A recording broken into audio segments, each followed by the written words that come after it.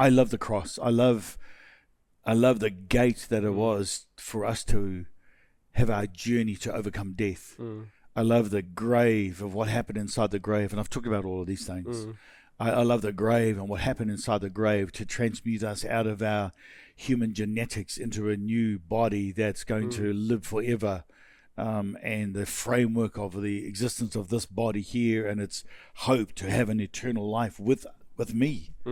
And so, all of those things are so important. The transfiguration of Christ with Moses and Elijah standing next to them.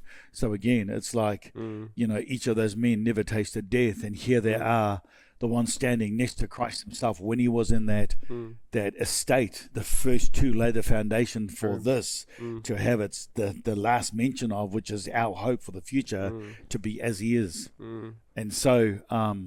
do you say... I don't know if we've touched on this week or last, but you just said Moses didn't die. Should we touch on that?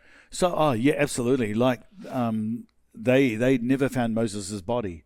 So you find in the book of Hebrews, it says, when Lucifer contended for the body of Moses, the angel did not bring against him a raging accusation, but said to him, the Lord rebuke you. And no one ever found Moses' body.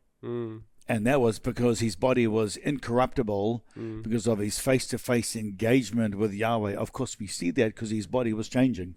Light emanations coming out of him and all of this stuff when he had had his encounter with the presence of Yahweh. And so, and also because he was refrained from going into the promised land. And there was, of course, my own discussions on that stuff that have been on the recordings. And so